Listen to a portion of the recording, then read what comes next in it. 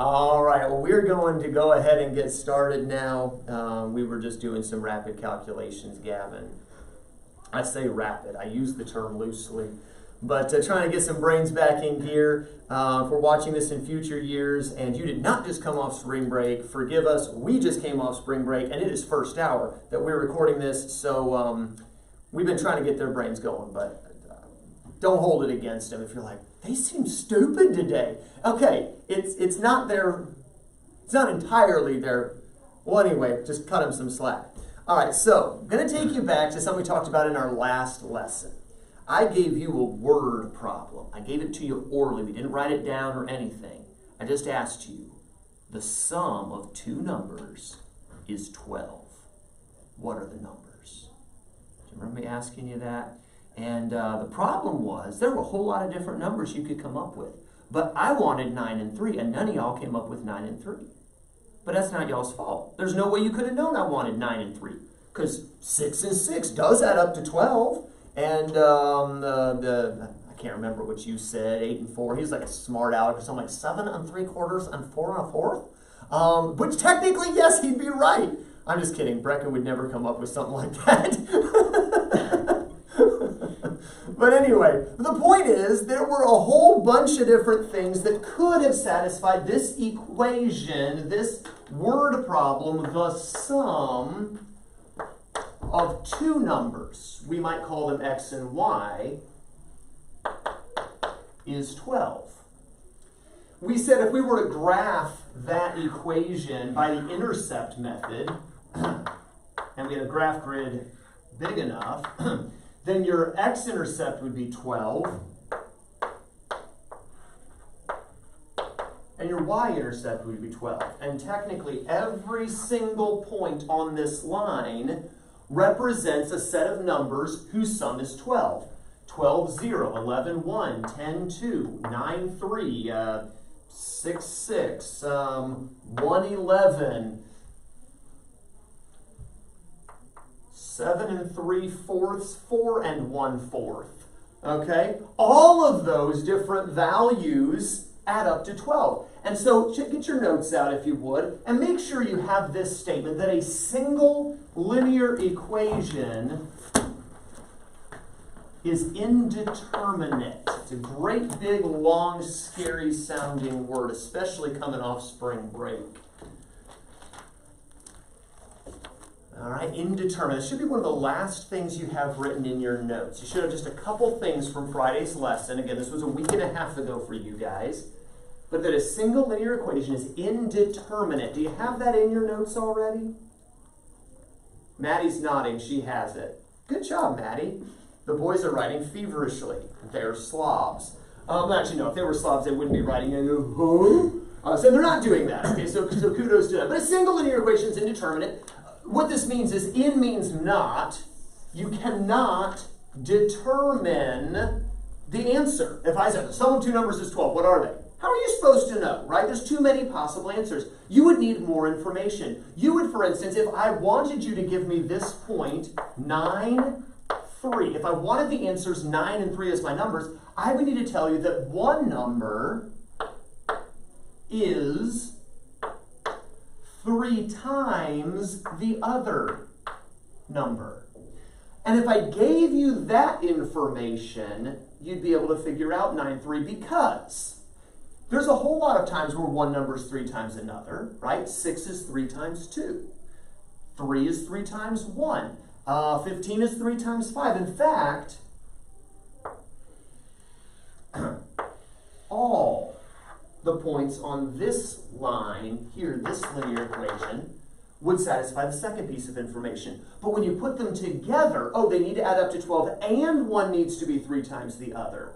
When you put them together as a set, you can get the one set of values that answers the question. This is something we call a system of equations.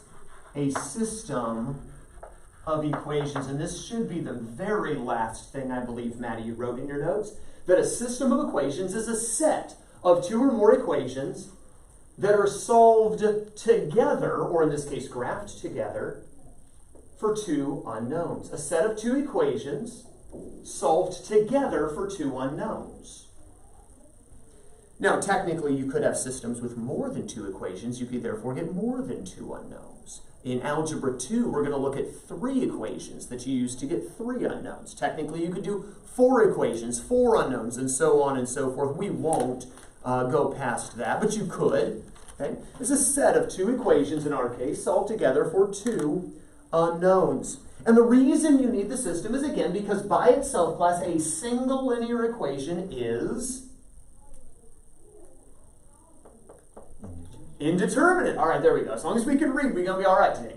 All right, so a system of equations is this set. I put them together with a brace. Some textbooks do. Our textbook does not. But I put them together with a brace showing they go together. But again, we solve them together. We get our two unknowns.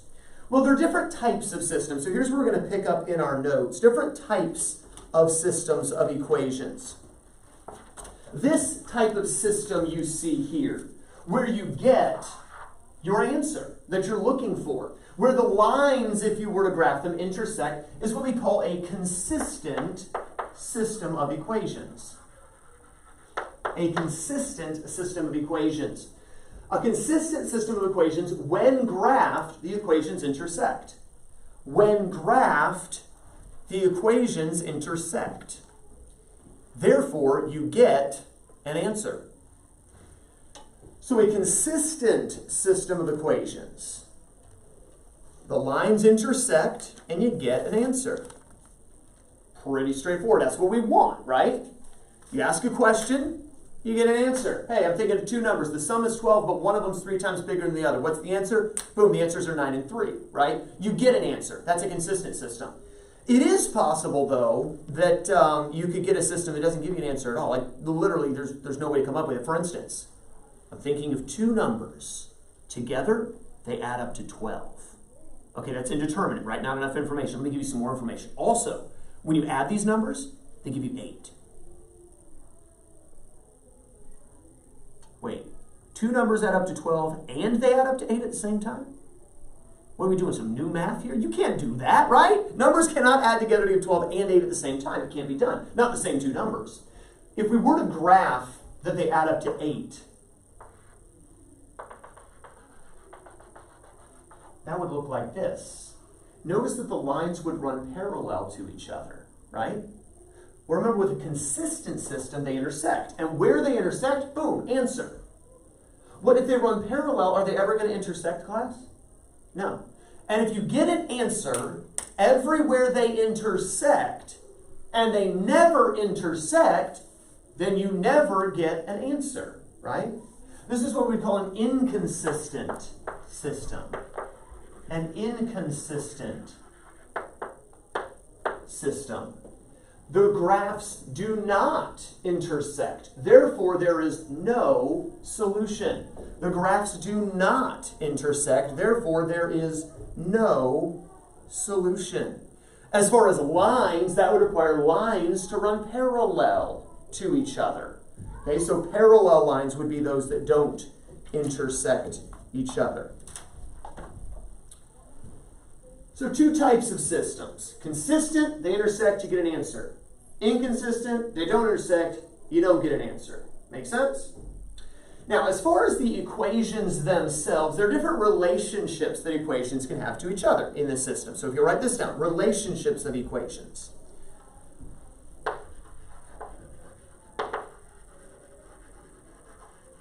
Now the guys are getting nervous. We're talking about relationships. It's okay, guys, because we're going to start what every guy likes to hear. Independent, okay? Make your own man, make your own choices, all right?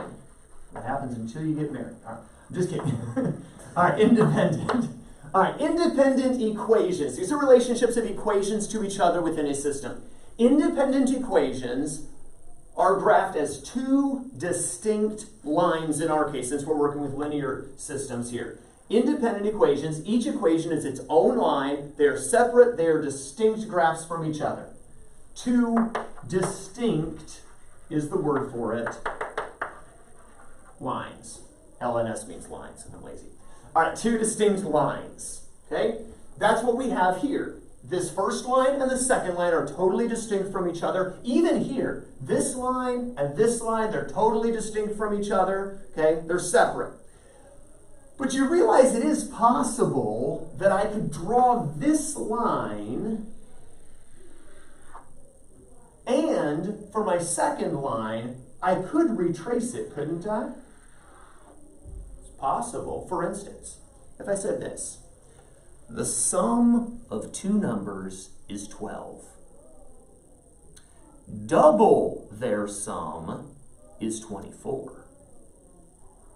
Well, duh. If they add up to 12 and then you double the sum, of course it's going to be 24. Here's what it would look like in equations. X plus y is 12, right?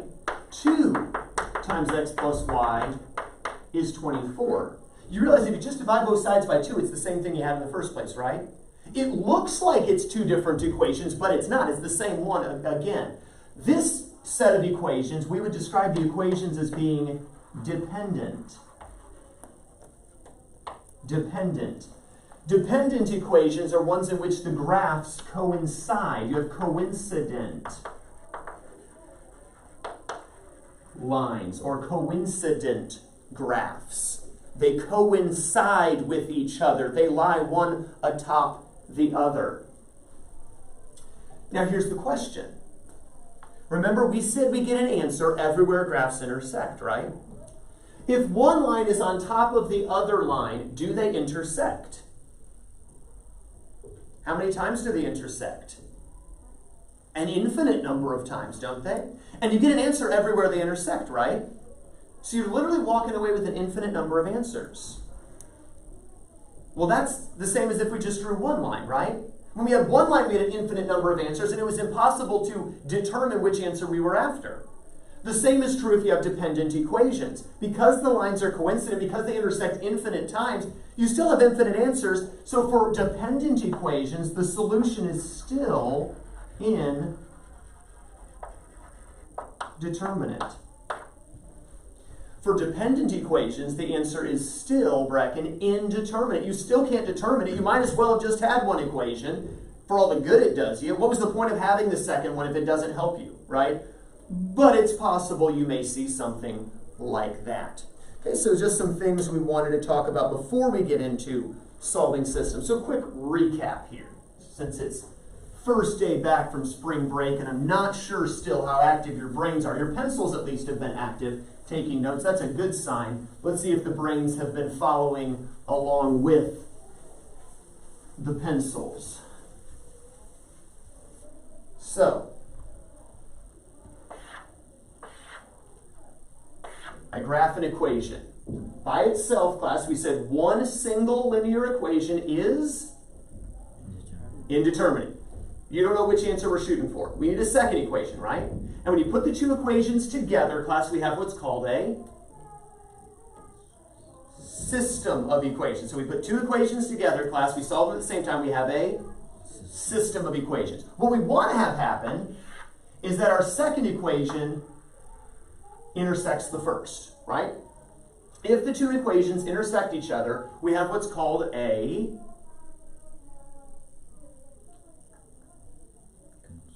consistent system. Okay, brains, we're not quite following along with pencils. That's why we're checking. Okay, class, what kind of system do we have when they intersect? Consistent system. However, if I graph my first equation and I graph my second equation and they're not going to intersect at all, now I have what's called an inconsistent system. Now, in each of these cases, right, by the way, what's the answer to an inconsistent system? No solution. Did I not tell you to put this in your notes? Check your notes. Make sure you have that an inconsistent system has no solution. Did you have that down? Okay, apparently I failed to say it. My apologies. Add that to your notes. An inconsistent, that's one of the reasons we review. An inconsistent system has no solution. Okay, they're nothing. Now here, it looks like the solution's probably something like -2, 3, right? Looks like about where our solution would be. Here, there's no solution, okay? What if, backtrack first of all, here, two separate lines. Here, two separate lines. In each case, the equations that would be used are referred to as being because they're their own distinct lines, we refer to these two equations as being, or these two equations as being independent. They're their own person, right? They're their own line, but it is possible that here's your first line and here's your second line.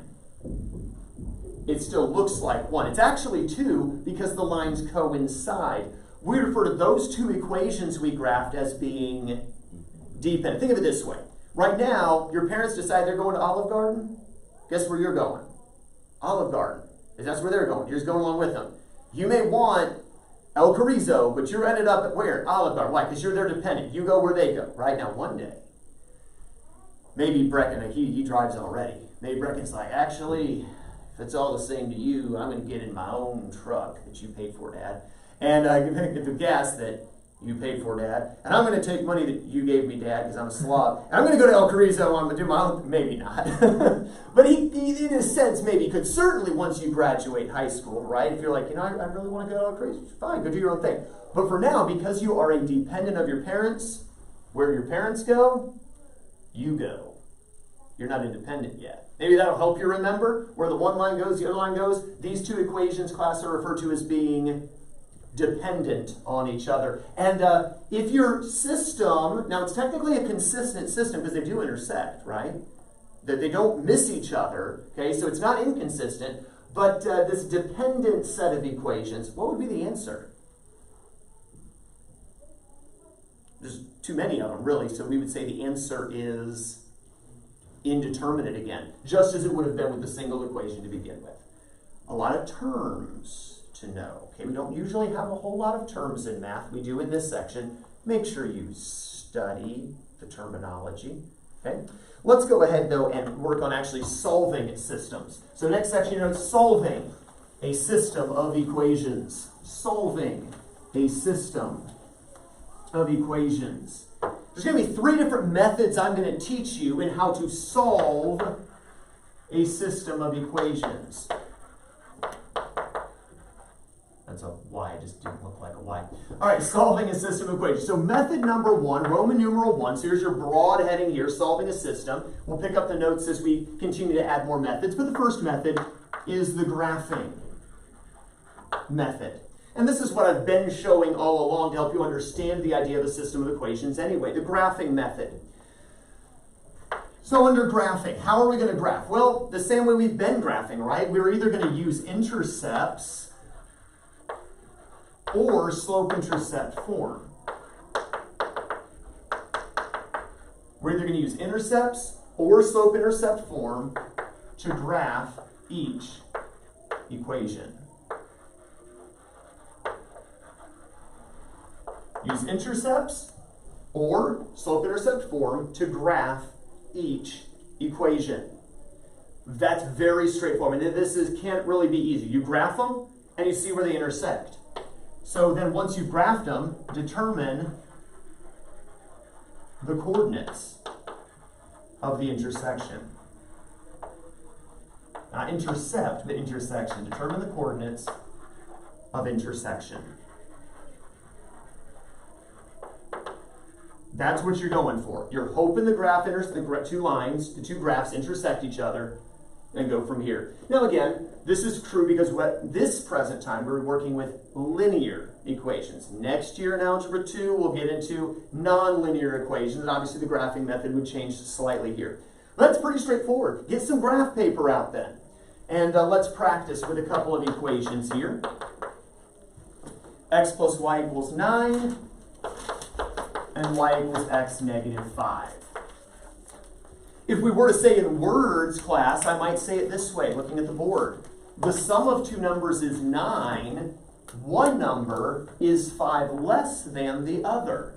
Right? That might be how it would be spelled out in words for us. But go ahead and get out your graph paper. Go ahead and set up a Cartesian plane. By way of reminder, that's 2 perpendicular axes. The horizontal one, side to side, we'll call x, and the vertical one, that's up and down, we'll call y.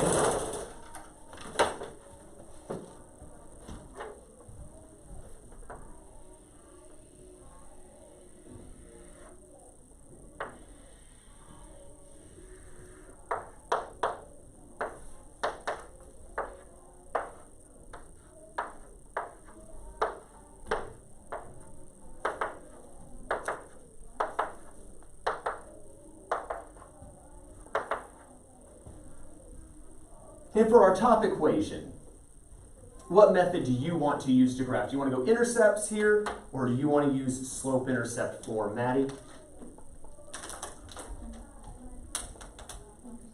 I'd like the intercept method for the top one, okay? So for this top one, remember for intercepts, we plug in zeros, right? For the x-intercept, we'll plug a 0 in for the y. And Maddie, when I plug a 0 in for y, what's x? 9. And then for the y-intercept, remember, you'll plug a 0 in for the x. And Maddie, what's the y-intercept? 9. So pretty straightforward. You've got an x-intercept of 9, and you've got a y-intercept of 9. That kind of takes up a lot of room there on the graph grid. Definitely want a straight edge for this, okay? That way you can get a very accurate graph, especially now that we're working with two graphs and they need to intersect precisely at a particular point. So straight edge becomes increasingly important when working with systems.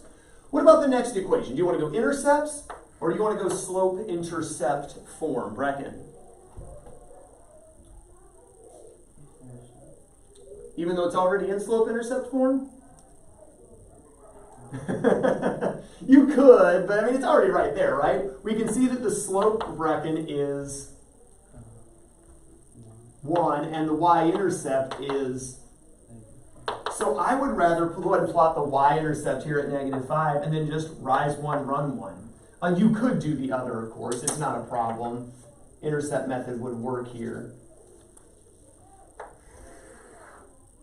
I think slope-intercept form is particularly easy to accomplish here. And when you graph your two equations, you'll notice they intersect somewhere. Where do they intersect, Noah?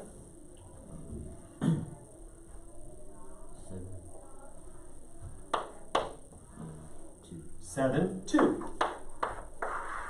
Sure enough, class, the sum of the numbers is 9, and the one number, 2, is 5 less than the other number, 7. And so our answer checks out. Make sense? Seem pretty easy? Graph the equations, see where they intersect. Let's do another one of these. Tell you what, maybe switch to, if you were using pencil, maybe switch to pen. If you were using pen, maybe switch to pencil or maybe a different color of ink. Or you might even do dashed lines instead of solid lines just for sake of ease. But I don't want to draw another Cartesian plane because I am that lazy. Let's do y equals a half x, and x positive 2y is equal to 6. Y equals a half x, and x plus 2y equals 6. Now this first equation is actually in the slope-intercept form. Y equals mx plus b. What is the b here, class? 0. You don't see it, but you could always write it, correct? So I need to start by plotting my y-intercept, class, at... Where's my y-intercept? 0. Remember, the b value is your y-intercept. I'm going to plot that right here at 0. Then from there, I need to rise 1 and run forward 2. So remember, slope is rise over run. There's your rise of 1, there's your run of 2. So we're going to go up 1 and then forward 2 units. And I'm going to go ahead and do dotted lines because my white chalk isn't that different from the yellowish chalk. So there's my first equation. All right. And for my next equation, it's not in slope-intercept form. So here, Brecken, I actually like the intercept idea. Remember, for intercepts, class, we plug in zeros. We'll start by plugging a 0 in for y. Brecken, what's the x-intercept? And Noah, for the y-intercept, we'll put a 0 in for the x. What's y? 3. So let's go ahead and plot those 2 points. 6, 0. And 0, 3.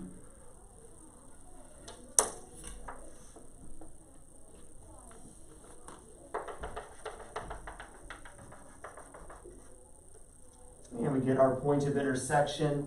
Maddie, what are the coordinates of this point of intersection? It's like 2.5. 2.5? Like here's 1, Here's 2. It looks like it's between 1 and 2, at least on mine. Is yours between 2 and 3? It's between 1 and 2? So what would be between 1 and 2? 1.5. There we go. Good. So 3, 1.5 appears to be the coordinates here, right? Is 1.5 half of 3? Yeah. And if you were to take 3 and then double 1.5, well, that would be another 3. 3 and 3 would be 6. So yeah, it checks out. 3, 1.5 would be our point. So at this time, it didn't work out perfectly, right, on a nice, easy set of coordinates, but it wasn't too bad, right? Questions on this? Turn to page 157. Keep your graph paper out. Set up another Cartesian plane on your graph paper now. Go and set up another Cartesian plane on your graph paper. I think 2 systems is probably about our limit we can get out of a single Cartesian plane, and we've did that. So let's set up another Cartesian plane. As you turn to page 157 in your textbooks, I'm going to go ahead and graph system. No, correction, backtrack. We're not actually going to graph number 1. We're not going to graph number 1. Number 1 is just asking, is that point the solution to the system? Is that point the solution to the system? How would we check? Well, we're given the system 3x minus 2y equals 14, and x positive y equals negative 2. They're telling us, they say the solution is 2, negative 4. We're saying yes or no, they're correct. How do you suppose we would check this, class? How about we try plugging in 2 for x and negative 4 for y? What's 3 times 2? What's negative 2 times negative 4? Positive 8, right? 6 positive 8. Is that 14? 6 plus 8? Yes. Yeah, I'm about to say, oh, God, I'll ask my first graders. Yeah, 6 plus 8 is 14. All right, how about 2 plus negative 4? It is negative 2. Yes, that's a solution. So, as we did with Maddie after, and in the first problem with Noah, when we found our answer of 7, 2, or 3, 1.5, just plug it back in and see, does it work? How about number 2? They're telling you the solution is 1, 1. I'm asking you, are they right or not? Given that system, is 1, 1 the solution? Yay or nay? We're on page 157, Noah.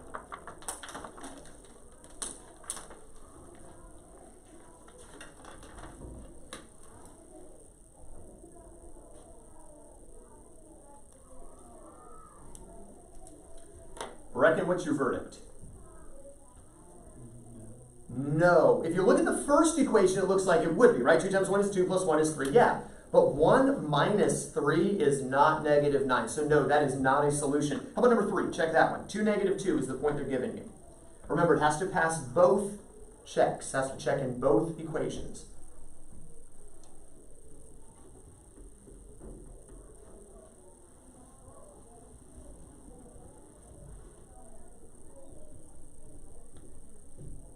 Maddie's got a verdict. What do you say, Maddie? Yes, it does. Good. 4 plus 2 is what it comes out to. 4 minus negative 2, or plus positive 2 comes out to 6. And then 8 plus positive 4 does equal 12. Yes, it is a solution. How about number 4? Negative 3, 2. Does that check?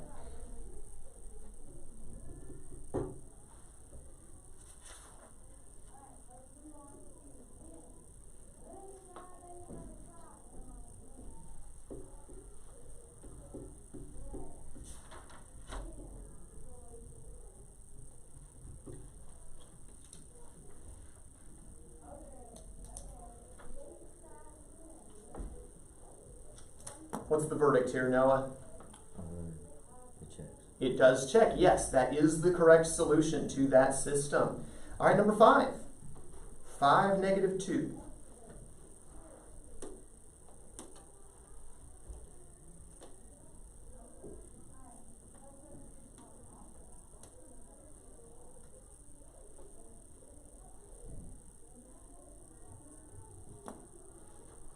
All right, Brecken?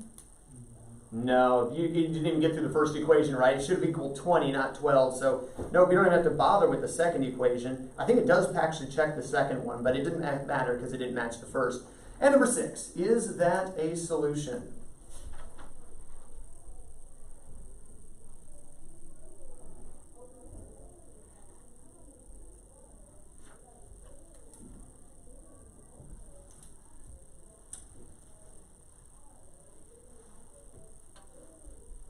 And Noah was pretty quick with his answer. Yes. Yes, it does. It checks out. Questions on how to check your solutions. Because tonight for homework, you're going to be graphing 4 different systems. When you get your solution, if you get a solution. Do you always get a solution? When would you not get a solution? When would you have, class, literally no solution? If the lines are parallel, right? When would you get too many solutions? If they coincide, if they're coincident with each other, then you just have to say indeterminate, right? There's too many answers there. But for homework this evening, you're going to do page 158, numbers 7, 8, 9, and 13. Page 158, numbers 7, 8, 9, and 13. We'll go over all 4 of those tomorrow and then spend some more time tomorrow practicing graphing systems of equations. Do take some time this evening also. Make sure you brush up on those terms. Make sure you keep up with those. I will forewarn you, historically, students ignore my instruction to study those terms. And historically, students regret ignoring my suggestion to study those terms, if you catch my drift. Anyway, have a wonderful rest of your day.